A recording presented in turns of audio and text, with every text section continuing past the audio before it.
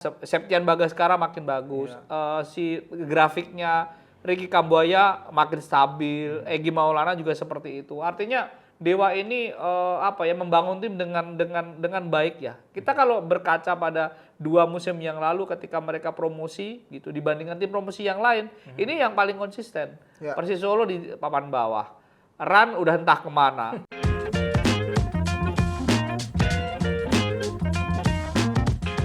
Balik lagi di Discord, diskusi olahraga bareng Rais dan Estereso. Yes, Liga Top Score. Ya, Liga Top Score nih. Ini kaos Udah baru bergulir nih. lagi, Nah, kaos baru. Seharusnya Om Yuke di sini, tapi Om Yuke ada keperluan ke istana, jadi Ush. kita Ngeri istana banget. boneka. Ya, kita kembali lagi untuk membahas tentunya kompetisi sepak bola nasional ataupun Yes. isu-isu sepak bola nasional, di mana kali ini kita akan ngebahas lagi soal Liga 1. Liga 1. Liga 1 di mana Dewa United progresnya wow. Luar biasa. Terakhir mereka mengalahkan Persija Jakarta Iya, di Stadion Pakansari. Ini membuktikan bahwa mereka sudah dalam 5 laga ya. Iya. Di putaran kedua ini selalu menang dan langsung tiba-tiba melesat bus di posisi kedua. Dikritik nggak punya supporter, tapi sorry ya punya training ground. Iya benar. Dikritik tim siluman, tapi ngalahin Persija dan Persib. Gitu loh. Itulah Dewa Iya United. juga ya. Dan sekarang julukannya bukan Tangsel Warrior, Banten Warrior. Kenapa kok jadi Banten Warrior? Gue baca di e-boardnya, Oh. Banten Warrior. Jadi sepertinya branding baru Dewa adalah Dewa United milik orang Banten. Oh, Setelah Ran oke. Setelah Ran pindah kan? akhirnya bahas nanti yang itu. Iya, iya. Jadi yang pasti Dewa ini memang kayak layaknya namanya Dewa gitu ya. Kayak kalau band ya Dewa 19 yang band termahal katanya sekarang gitu. Ini tim ini juga termahal. 5 Iya, pertandingan menang terus. Iya benar. Ya itu luar biasa. Dan ketika banyak orang ditanya Liga 1 gimana? Dewa dong. Gitu loh. Tapi memang sebelum awal musim Liga 1 ini memang kita tuh memprediksi ya Dewa salah satu kandidat kuat ataupun favorit untuk menjadi juara karena pembelian pemain yang mereka miliki termasuk yang paling jor-joran di awal musim. Betul. Di awal musim ya. Kalau di tengah musim kan Seman Padang. Tapi jor-joran sesuai kebutuhan. Sesuai kebutuhan memang, tapi yang didatengin pemainnya nggak main-main. Betul. Waktu itu ada Takeshi Marukawa, kemudian Alexis Mesidoro, Mesidoro, Jaja juga iya. didatengin ke situ gitu Betul. loh.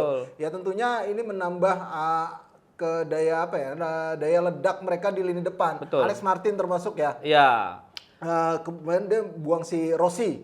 Karim Rossi. Iya, Karim Rossi kan. Karim Rossi, Ya, terus Alex Martin ternyata terbukti emang ampuh juga di depan. Tapi ini juga si Alex Martin kan juga dimanjain sama lini tengahnya yang memang luar biasa dari Dewa United gitu loh. Kalau gue sih menurut gue awal-awal Jan Olderikering ini diragukan. Iya. Awal musim ini bahkan secara performa tim ini kok kayak gini ya gitu, nggak menarik bla bla bla. Tapi ternyata pembelian sebenarnya ada satu pembelian yang kadang-kadang kita tidak bahas.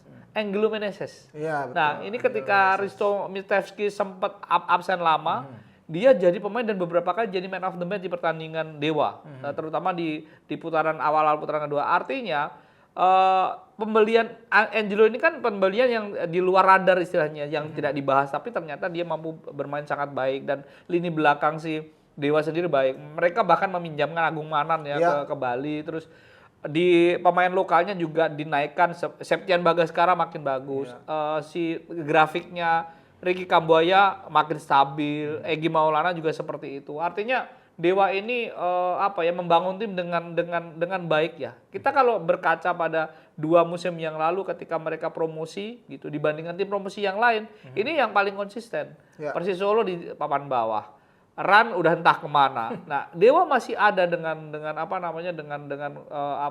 istilahnya dengan manajemen yang baik. Sebelumnya nggak punya tempat latihan, dia punya training ground. Artinya as a professional team profesional kan udah bagus gitu. Jadi ini menurut gue yang layak dicontoh itu dulu deh gitu. Dan kemarin Patrick Kluivert datang. Iya, benar. Memang Patrick Kluivert datang ya. Pak Erick Thohir juga nonton langsung sih. Iya. Ya, jadi barengan di Stadion Pakansari ya. Datang ke training ground. Oh, ke training ground. Iya, kalau training ground iya benar. Datang ke training ground. Jadi mereka datang bersama timnya itu Dani Lanzat, Alex Pastur datang ke sana. Artinya dia mungkin ini bisa menjadi tidak sekedar hanya sebuah klub tapi jadi percontohan. Ini loh mengelola klub seperti ini, punya training ground seperti ini, tidak besar tapi efektif, EPA-nya juga punya mes sendiri segala macam. Mungkin seperti itu. Iya, memang itu ya. Efektivitas dan efisiensi yang diperlukan oleh klub-klub Liga 1. Tidak perlu mewah. Betul. Tapi simple dan berfungsi semuanya dengan Betul. baik. Ya secara maksimal ya. Iya. Jadi kan semuanya tepat sasaran gitu loh. Kadang-kadang kan ada yang bikin mewah gede-gedean Ya. gitu ya.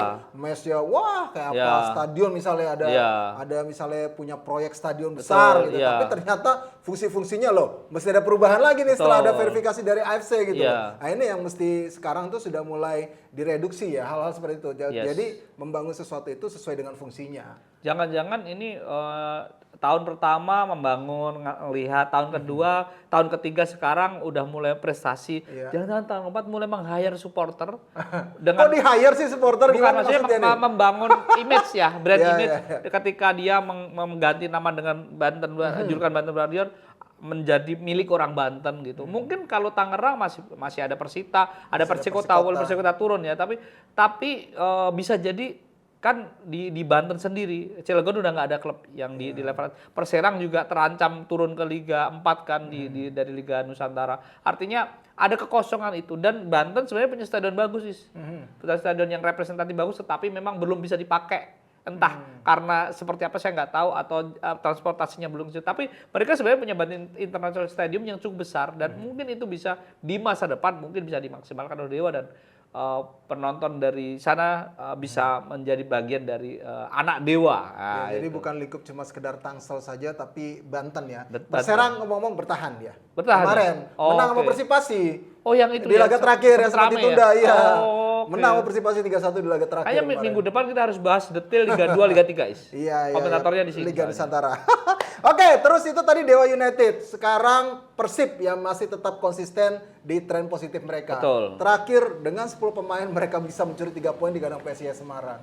Kita nggak akan bahas lama Persib, tapi saya cuma notice bahwa apa yang dikatakan Gustavo Franca setelah pertandingan adalah hal yang keren dan dia mengatakan bahwa tim ini harus punya kejadian-kejadian seperti ini untuk menguji mental juara mereka. Itu dari yang notice dari seorang Gustavo Franca. Ya memang ya bisa dibilang sekarang lagi dihantam badai cedera lagi ya. Iya. Bagaimana Teranyar juga ada Rahmat Irianto juga cedera lagi. Terus ada tadi sebelumnya ada Rezaldi, Deddy Kusnandar, kemudian ada si Febri Haryadi. Gitu. Iya. Ini kan membuat pilihan bagi Bojanhoda kan semakin berkurang ya. Benar. Terutama di lini tengah. Tapi sekarang nampaknya Bojanhoda sudah mulai tahu nih siapa aja pemain yang mungkin pas ya. Robi Darwis Betul, udah ya. mulai terus dikasih Kakang. Kakang, terus dikasih porsi yang lebih banyak. Beckham apalagi. Jadi salah satu Ferdiansah juga. Iya, pilihan utama gitu ya. Tentunya Bojan Hudak sudah mulai memikirkan itu karena bursa transfer sudah ditutup. Iya. Dia mau nggak mau apapun dimaksimalkan termasuk si striker baru Castanir. Castanir, Kemarin iya. udah mulai dimainin Iya. ya kan. David da Silva-nya absen-absenan. Betul. Tapi Castanir jadi opsi bersama Iya. dengan Ciro Alves gitu loh. Oke, itu Persib. Ya sekarang unggul jadinya 9 poin ya. 9 poin. Dari Dewa United, 10 poin dari Persija Jakarta. Dan Persija sendiri ya kita tahu bahwa cuma dapat 2 poin dari 3 laga terakhir. Betul. Ya termasuk lawan PSBS waktu kemarin. Iya. Ya tentunya agak sedikit tersendat setelah agak lumayan cepat naik sampai ke Betul. posisi kedua. Akhirnya harus rela tergusur ke posisi ketiga setelah kalah sama Dewa United. Persija Jakarta yang paling mungkin akan disoroti adalah Persebaya Surabaya. Penurunannya sangat drastis banget. Sangat, Is. Paul Munster akhirnya mendapatkan warning. Betul. Ya mungkin kalau tidak salah dalam 2 pertandingan ya. Pertandingan. Jadi ajang terakhirnya dia untuk Betul. membuktikan kalau Persebaya ini masih bisa berada di jalur juara. Tapi nggak enak, Is. Lawannya PSBS di kandang, terus ke tandang ke Dewa. Dua-duanya sedang bagus. Iya betul. PSBS memang tidak menang di 2 pertandingan tandang terakhir, tapi imbang. Iya. Terakhir terbaru mereka lawan Madura ya. Terlepas dari Madura seperti itu, tapi Madura itu kan beberapa kali mengalahkan tim di kandangnya, ditahan oleh PSBS. Terus PSBS menahan Persija. Nah, ini lawan Persebaya. Persebaya di kandang sama Malut kalah kemarin. Iya kan. Jadi Paul Munster jangan-jangan nih setelah lawan PSBS bisa di-cut bisa jadi. Iya benar. Jadi ini banyak kritik yang mengatakan bahwa bahkan mulai ada yang membanding-bandingkan kalau Cak Aji Santoso nggak kayak gini nih, dia bisa ini ya udah mulai gitu. Jadi para pendukungnya sudah mulai membandingkan seperti itu. Aji Santoso nggak perlu pemain bintang, dia menciptakan bintang, udah mulai kayak gini. Jadi opini yang berkembang sudah banyak nih. Tapi memang kenyataannya 5 pertandingan seri sekali. Iya benar. Bayangin. Betul. Parah sih memang jadi pertanyaan juga kenapa ya gitu. Iya. Kenapa ya Francisco Rivera cedera agak menurun. Betul. Apakah memang ketergantungan sama Francisco Rivera? Tapi kata Andi Firmansyah, dia mengatakan, ini saya ngomong sebagai bonek ya, dia bilang gitu. Francisco Rivera salah satu pemain yang kunci di permainan Persebaya. Persebaya. Tetapi kalau saya bisa nambahin sebenarnya memang Francisco Rivera kunci. Tapi bukan hanya itu fungsinya. Fungsinya adalah menjadi semacam kayak nyawa bantuan ketika Rashid off day. Nah, karena beberapa kali di putaran pertama Rashid ini pemain kunci. Tiba-tiba nyetak gol, memberi assist segala macam dan di putaran kedua 5 pertandingan itu tidak berfungsi. Entah dia harus punya tugas baru atau memang secara tim memang tidak bagus. Kritik juga untuk Gilson, Fabio Silva. Iya, betul. Nah, yang 2 pemain baru termasuk Dejan Tumbas juga belum kelihatan. Marek Rizaldi saya belum melihat seperti putaran pertama, walaupun memang sempat diganggu cedera ya, tapi secara overall Persebaya memang sedang tidak baik. Terus ada lagi Michael Tata cedera, siapa namanya satu lagi yang Alvan Suaib cedera, walaupun Alvan sudah mulai main lagi ya. Ini juga mengganggu. Tetapi memang seperti yang kita katakan sebelumnya, gap antara pemain inti dan cadangan itu terlalu jauh secara pengalaman dan itu mungkin juga berpengaruh ketika kompetisi sudah memasuki musim pekan-pekan krusial. Gitu. Iya, dan sekarang yang di zona merah juga makin ketat persaingannya. Betul. Persis Solo, Semen Padang, Madura United ini sama-sama 17 poinnya. 17. Sampai pekan ke 22. Iya. Ya, terus PSIS Semarang juga agak terancam nih, goyah banget. Beberapa pertandingan kalah terus, susah banget untuk menangnya gitu. Dan itu membuat mereka sekarang ada di posisi 14. Iya. PSS Sleman juga demikian. Sama. Agak susah mulai nih menang-menang di kandang sendiri di Manahan ya. Sekarang ada di posisi ke-15. Nah, tentunya ini menjadi persaingan yang sangat-sangat ketat banget loh di papan bawah. Gue malah kadang-kadang berpikir ya, Madura mungkin susah terselamatkan. Semen Padang juga di atas 50-50 lah, 60-40 untuk selamatnya. Satu lagi, justru malah Persis Solo akan selamat. PSIS bisa jadi malah Kenapa justru turun. Persis Solo selamat kalau menurut Anda? Trennya lebih baik sebenarnya. Pertandingan terakhir pekan 22 kalau lihat saya ngelihat lawan Persebaya, mereka perjuangannya cukup baik gitu loh, perjuangan. Bahkan ketika Sananta mencetak gol yang cukup krusial itu. Ini menurut saya yang seperti katakan ini mungkin bisa jadi momentum gitu. Nah, sedangkan PSIS persoalannya itu nggak cuma eksternal, internal, tapi eksternal juga gitu loh. Penonton nggak mau datang dan banyak hal yang sampai sekarang bahkan ketika lawan Persib Bandung aja penonton nggak terlalu banyak gitu. Menurut saya ini jadi warning gitu buat PSS. Nah ini PSS Sleman mungkin masih punya harapan tapi nggak besar juga gitu. Nah Persis Solo ini bisa merangsek ke atas. PSS dan PSIS harus waspada. Iya gitu. benar. Itu dia harus hati-hati PSIS Semarang karena ya dukungan supporter juga makin berkurang di dalam stadion ya. Dan PSS kalau balik ke Maguwo beda lagi dan kemungkinan besar akan balik ke Maguwo. Udah selesai belum sih renovasinya? Seharusnya kemarin lawan Bali yang kalah itu di Maguwo, ternyata belum. Mungkin tapi sebentar lagi. Nah, beda dengan PSS pulang nggak ada penonton.